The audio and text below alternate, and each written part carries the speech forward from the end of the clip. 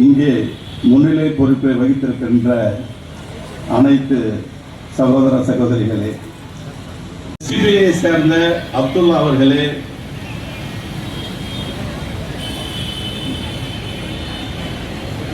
மக்கள் நீதி மையத்தை சேர்ந்த இங்கே புல்லுக்கும் புசியுமாக என்று சொல்வார்களே, அதுபோல அவருடைய பிறந்த நாள் இன்றைய தினம் சிறப்பாக இருக்கிறது.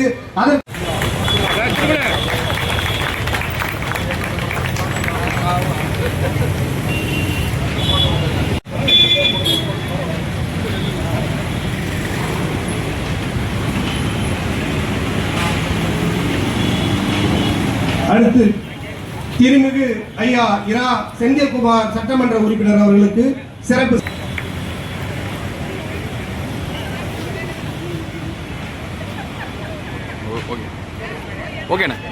அப்படின்னு கேட்டார். அதற்கான அர்த்தம் இப்போது புரியவில்லை. நான் இருப்பையா அப்படின்னு சொன்னார். அவருடைய அர்த்தம் அப்பொழுது எனக்கு புரியவில்லை. ஆனால் மறைந்த பிறகு இத்தனை ஆண்டு காலமும் அவர் பேசப்படுகிறார் என்று சொன்னால் அவர் இன்னும் வாழ்ந்து கொண்டு புதுச்சேரி மாவட்ட திராவிட கழகத்தினுடைய மாவட்ட தலைவர் அன்பரசன் அவர்களே, புதுச்சேரி பேசக்கூடிய நண்பர்கள் எல்லாருமே தலைவருடைய புகழையும் இந்த நிகழ்ச்சியை பற்றி சொல்லிட்டு போனாலும் ஒழிய புதுச்சேரியினுடைய அரசியல் இன்னைக்கு எந்த நிலையில் இருக்குது, இன்னைக்கு தேர்ந்தெடுக்கப்பட்ட அரசு உண்மையாக மக்கள்லாம் விரும்பி வாக்களித்து வந்த அரசா, இந்த அரசு எப்படி இங்கே வந்தது அப்படின்றதுக்கு விருது கொடுக்க சொன்னார் நம்ம காங்கிரஸ் கட்சியினுடைய தலைவர்களுக்கு. முன்னாள் எதிர்கட்சி தலைவருமான அருமை சகோதரர் ஏன் கட்சி நாஜிம் அவர்களே, நெல்லித்தோப்பு சட்டமன்ற தொகுதி கண்ணன் அவர்களே, காலாப்பட்டு சட்டமன்ற தொகுதியினுடைய அருமை சகோதரர் செந்தில் என்கின்ற ரமேஷ் அவர்களே, கவிதை திறன் கொண்டவர், படைப்பாற்றல் மிக்கவர், பல எந்த கலைஞரை பார்த்து அல்லு சில்லுகள்லாம் வரலாறு தெரியாம ட்ரெயின்ல வந்தாரா, டிக்கெட் எடுக்கலையா, யாரை பார்த்து என்ன கதை? நீங்கெல்லாம் பிறக்கிறதுக்கு முன்னாடி கோபாலபுரத்தில் தன் உழைப்பால் வீடு வாங்கிய தலைவர் முத்தமிழறிஞர் டாக்டர் கலைஞர். அந்த கலைஞர் எழுதுகிறார், நானும் ஒரு ஆர்வத்தில் போய் என்ன பண்ணிட்டேன்னா 2 ஒன்றரை அணாக்களை சேர்த்து அதே அட்ரஸுக்கு அதே முகவரிக்கு புரட்சி கவிஞர் பாரதிதாசனுக்கு அனுப்பிவிட்டேன். அந்த நேர்மைக்கு சொந்தக்காரர் முத்தமிழறிஞர் டாக்டர் கலைஞர் அவர்கள் 18 வயசுல. இப்போ போறப்ப கூட ஒரு தம்பி கத்திட்டு போனாப்ல, அது அவங்களுக்கே தெரியுது. நின்று நிதானமாக பேசுவதற்கு கொள்கை தேவை, அரசியல் புரிதல் தேவை, வரலாறு தேவை. இது ஒன்றும் இல்லைன்னா வீதியில தான் கத்திட்டே போயிட்டு இருக்க வேண்டியதான் வண்டியில. எங்களிடத்தில் அரசியல் இருக்கிறது, கொள்கை இருக்கிறது, தலைவர்கள் இருக்கிறார்கள். தலைவர்கள் மறைந்தாலும் அதை தூக்கி பிடிப்பதற்கு ஆயிரம் மதிவதனிகள் வந்து கொண்டேதான் இருப்பார்கள். இந்த இயக்கம் வீழாது. அரசியல் வெற்றி தோல்வி வரும். அடிக்கிற காத்துல கலைஞர் சொல்லுவது போல காகிதம் மேல பறக்குதா என்ன பறக்குதான் கீழே உழுறப்பதான் தெரியும். தமிழ்நாட்டு மக்களும் புதுச்சேரி மக்களும் அதை உணர்வார்கள். ஆட்சியில் இருப்பது யாராக வேண்டாலும் இருக்கலாம், ஆனால் ஆள்வது முத்துவேல் கருணாநிதி ஸ்டாலின் தான். எப்படி சென்னையில இருந்து வந்துட்டு இருக்கோம் புதுச்சேரிக்கு கார்ல, விடியல் பயணம் போகிறது. விடியல் பயணத்தை தந்தது முத்துவேல் கருணாநிதி ஸ்டாலின். மாச கடைசி ஆனா வீட்டுக்காரர்கிட்ட போய் கையேந்து நிக்கணும்னு விழிப்பிதுங்கி நிற்கக்கூடிய தமிழ்நாட்டு பெண்களுக்கு உலக வரலாற்றில் பெண்களின் உழைப்பை மதித்து அங்கீகரித்து 1000 ரூபாய் கலைஞர் மகளிர் உரிமை தொகை தந்தது முத்துவேல் கருணாநிதி ஸ்டாலின். உலகமே திரும்பி பார்க்கிறது. இன்னைக்கு வந்து பேசக்கூடிய இளைஞர்கள் சொல்றாங்க, நாங்க அங்க வேலை பார்க்கிறோம் இங்க வேலை பார்க்கிறோம். நம்ம தாத்தாலாம் யாரு சார்? நின்று கூட்டம் கேட்டுக்கிட்டு இருக்கோம்ல, பேசுற மதிவதனி மேடையில நிக்கிறாங்க, உட்கார்ந்து இருக்கீங்கல்ல, எங்கேயோ நின்று கத்திட்டு போயிட்டு இருக்கீங்கல்ல, விசில் அடிச்சான் அதோட நிறுத்திக்கிறேன், நீங்க ஃபில் பண்ணிக்கங்க. அவங்க தாத்தாலாம் யாரு? வேட்டி போக முடியாது, தோலுக்கு துண்டு போக முடியாது, அக்ரகார வீதியில நடக்க முடியாது, செருப்பு போட முடியாது, தமிழில் பேசுவதற்கு தடை, சமஸ்கிருதம் தான் புழங்கிட்டு இருந்துச்சு, வணக்கம் சொன்னா கட்டி வச்சு மிதிப்பாங்க, பள்ளிக்கூடம் போக முடியாது, படிச்சு என்ன கிழிக்க போறேன்னு கேட்டாங்க, சூத்திரனுக்கு எதை கொடுத்தாலும் படிப்பை கொடுக்காதன்னாங்க. எல்லாம் சொன்ன ஒரு ஊரில் தான் இன்னைக்கு என்ன தெரியுமா நடந்திருக்கு? திருநெல்வேலியில ஒரு மாணவர் சொல்லுகிறார், நான் முதல்வன் திட்டத்தில் படித்து அவர் இன்னைக்கு ஐஏஎஸ் அதிகாரி. மாணவர் இல்ல, ஐஏஎஸ் அதிகாரி.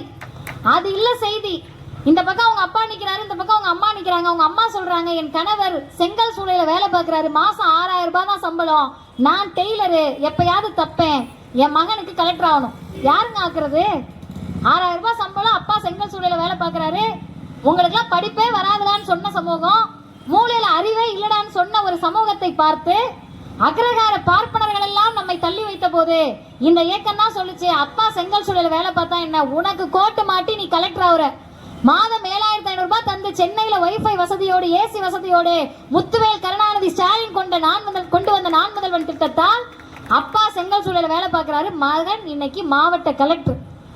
இந்த திட்டங்களை எல்லாம் பொறுத்து கொள்ள முடியாமல் அடித்து சொல்லுகிறோம், RSS வயிற்றெரிச்சலும் பிஜேபியின் வயிற்றெரிச்சலும் தான் தமிழ்நாட்டை திமுகவை மாற்றே இல்லையா, திமுகவை அழிக்கவே முடியாதா, கொண்டு வந்து இறக்கிய ப்ராடக்ட் இன்னைக்கு விற்பனை ஆகி இருக்கலாம்.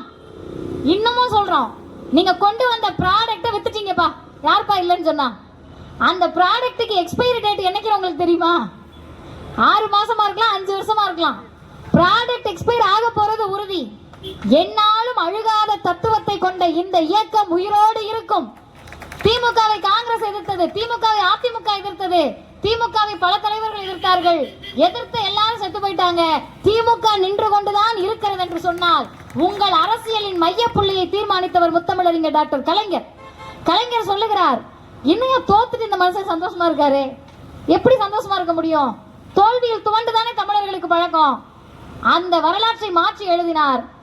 ஆட்சி வரும் போகும், ஐயா அண்ணா வகுத்த கொள்கை என்றைக்கும் போகாத நிலைத்து நிற்கும் என்று சொல்லி தன்னுடைய கடைக்கண் பார்வையில் தமிழ்நாட்டின் அரசியலை வைத்திருந்தவர் முத்தமிழறிஞர் டாக்டர் கலைஞர். அந்த கலைஞரின் 103வது பிறந்த நாள் விழாவில் இதுவரைக்கும் நம்ம இத்தனை நாள் பேசினதெல்லாம் செய்தி இல்லைங்க, இன்னைக்கு தான் கணக்கெடுப்பு நடந்திருக்கு, இத்தனை பேர்ட்ட போய் பேசணும்னு அத்தனை ஆயிரம் பேர்ட்டையும் அத்தனை லட்சம் பேர்ட்டையும் பேச வேண்டிய கடமை கருஞ்சட்டைகளாக எங்களுக்கு இருக்கிறது. ஏன் எங்களுக்கு இருக்குன்னு கேட்டா, திமுகவிற்கு அரசியல் பாதை என்று சொன்னால் அரசியலில் நீங்கள் தான் நிற்க வேண்டும் என்ற பாதையை தீர்மானிக்கக்கூடிய இடத்தில் தந்தை பெரியாரும் திராவிடர் கழகமும் கருஞ்சட்டை குடும்பங்களும் இருக்கிறது.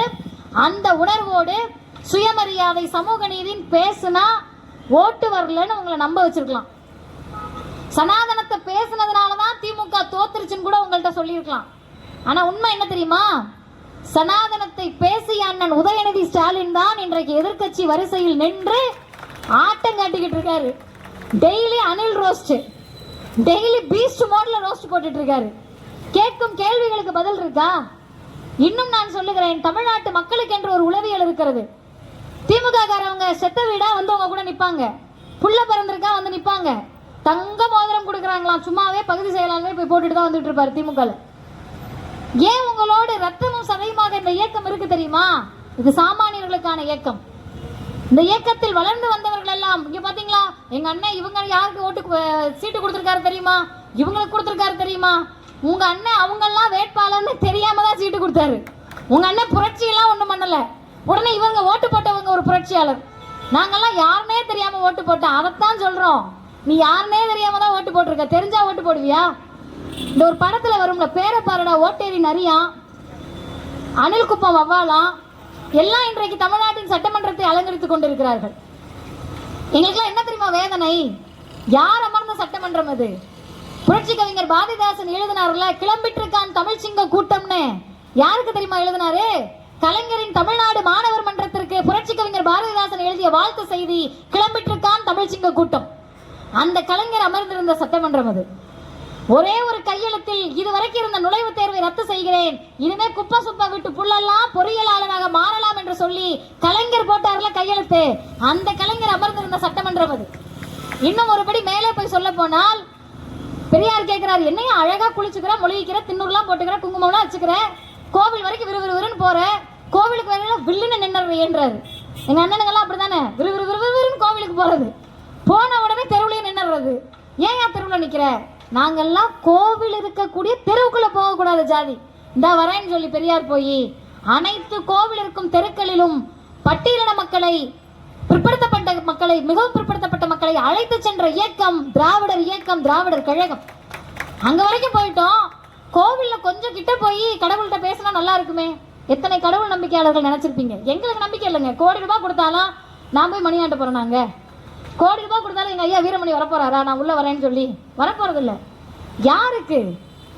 ஏங்கி ஏங்கி பாடி பாடி கடவுளை கிட்ட பாத்திர முடியாதான் நினைத்த எல்லா ஜாதி மக்களையும் அனைத்து ஜாதியினரும் அர்ச்சகராகலாம் என்று கையெழுத்து போட்ட கலைஞர் அமர்ந்திருந்த சட்டமன்றம். இன்னும் ஒருபடி மேலே போய் சொன்னா, இங்க வந்து அண்ணனும் ஒரு அக்காவும் பேசினாங்க. அவங்கெல்லாம் தீவிரமான ஊப்பிக்கள், உடன்பிறப்புகள். அவங்கெல்லாம் வந்து இன்னைக்கு வெளிநாட்டுக்கு பறக்க போறாங்கன்றாங்க. ஆஸ்திரியா போறாங்களாம். தலைமுறைக்கு ஆஸ்திரியான்னு ஒரு நாடு இருக்கிறது தெரியுமா? யோசிச்சு பாருங்களேன். புதுச்சேரியிலையும் திருச்சியிலையும் கள்ளக்குறிச்சியிலையும் தஞ்சாவூர்லையும் சேலத்திலையும் நம்ம தலைமுறைக்கு தெரியுமா ஆஸ்திரேலியா போகலாம் ஆஸ்திரியா போகலான்னு. நான் கேட்குறேன், அக்கா ஆஸ்திரியாவா அப்படின்றேன். ஆஸ்திரியா போறாங்களாம். அவர்கள் யாருக்கு தெரியுமா நன்றி சொல்றாங்க? பெத்த அப்பா அம்மாவுக்கு இல்லை, எங்களை படின்னு சொல்லி ஆம்பளை பையன் படிக்கலன்னா போதுமா, பொம்பளை பிள்ளை படிச்சிருன்னு சொன்ன தந்தை பெரியாருக்கும், பெண் பிள்ளை படித்தால் முக்கியத்துவம் தருவேன் என்று சொல்லி 8வது வரைக்கும் படிச்சேனாதான் திருமண உதவித்தொகை தருவேன்னு சொல்லி எங்களை பள்ளிக்கூடத்துக்கு கொண்டு வந்த முத்தமிழறிஞர் டாக்டர் கலைஞர் அமர்ந்த சட்டமன்றம் அது. அந்த சட்டமன்றத்திற்கு அது மட்டுமா பெருமை? இந்தியாவையே ஆட்டி படைத்து விட்டோம். மோடி அலை வீசுகிறது. டுமார்னு மோடி அலை குஜராத்தில் வீசுது, உத்தரப்பிரதேசத்தில் வீசுது, மகாராஷ்டிராவில் வீசுது. தமிழ்நாட்டுக்கு வந்தா ஒருத்தர் செத்து போய் 50 வருஷம் கழிச்சு கைத்தடியோடு நின்றுட்டு இருக்காரு. விட முடியாது உன்னை உள்ளன்னு. அவரையும் மீறி நீ உள்ள வரியா? அவரின் பேரப்பிள்ளை முத்துவேல் கருணாநிதி ஸ்டாலின் இருக்கிறேன், ஒரு தொகுதியிலே உன்னை வெல்ல விட மாட்டேன் என்று பிஜேபிக்கு சிம்ம சொப்பனமாக நின்றவர் முத்துவேல் கருணாநிதி ஸ்டாலின். அடித்து சொல்லுகிறோம், தேர்தல் தோல்வி. ஆமா, உங்களுக்கு பேசுறதுக்கு தமிழர்களுக்கு நாதி ஏது? முத்துவேல் கருணாநிதி ஸ்டாலின் என்ற அந்த மக்கள் முதல்வரை விட்டால் இன்னைக்கு உங்க பேசுறதுக்கு, உங்க பிரச்சனையை பேசுறதுக்கு அரசியல் முகம் யாரு தமிழ்நாட்டில்? இன்னும் ஒருபடி மேலே போய் நான் கேட்கிறேன், நீங்கள் அவரை தோல்வியடைய செய்யலாம். போய் சட்டமன்றத்தில் நிக்கிறீங்கல்ல, நிக்கிற ஒரு நிமிடமும் அவரை விட அதிகமா ஆட்சி செய்தால்தான் மக்கள் உங்களை ஏற்றுக்கொள்வார்கள். ஸ்டாண்டர்ட் செட் பண்ணி வச்சிருக்கிறது முத்துவேல் கருணாநிதி ஸ்டாலின். நீ அதான் சொல்ற மாதிரிதான், நீ என்னைய ஜெயிக்கலாம் தோக்கலாம், ஆனா நீ என்ன விட வேலை பார்த்தேனா தான் அந்த இடத்துல இருக்க முடியும். அவ்வளவு வேலை பார்த்திருக்காரு. பேரறிஞர் அண்ணா சொன்னார், தமிழ்நாட்டுக்கு தமிழ்நாடு, தாய் தமிழ்நாட்டுக்கு தமிழ்நாடு என்று பெயர் சூட்டி இருக்கிறேன், சுயமரியாதை திருமணத்தை சட்ட அங்கீகாரம் கொடுத்திருக்கிறேன், இருமொழி கொள்கை என்று சட்டம் கொண்டு வந்திருக்கிறேன், இவையெல்லாம் இருக்கின்றவரை அண்ணாதான் தமிழ்நாட்டை ஆள்கிறேன் என்று சொன்னார். தமிழ்நாட்டின் பிள்ளைகளாக பெரியாரின் பாசறையில் வளர்ந்த நாங்கள் சொல்லுகிறோம், காலை உணவு திட்டமும் மகளிர் உரிமை தொகையும் நான் முதல்வனும் புதுமை பெண்ணும் தமிழ் புதல்வனும் இன்னும் எண்ணற்ற திட்டங்களும் இருக்கின்றவரை தமிழ்நாட்டை ஆள்வது முத்துவேல் கருணாநிதி ஸ்டாலின் என்ற முதலமைச்சர் தான். அதை மாற்றி எழுதுவதற்கு நீங்கள் இன்னும் உழைக்கணும். ஆனா உங்களுக்கு உழைக்க முடியாது. 6 மணிக்கு மேல ஆட்டோ ஓடாது. நீங்க முக்கி ஓட்டினாலும் 6 மணிக்கு மேல ஆட்டோ ஓடாது. செத்து போனீங்க, தூக்கிட்டு வா என் வீட்டுக்கு, யாரே பாடைய.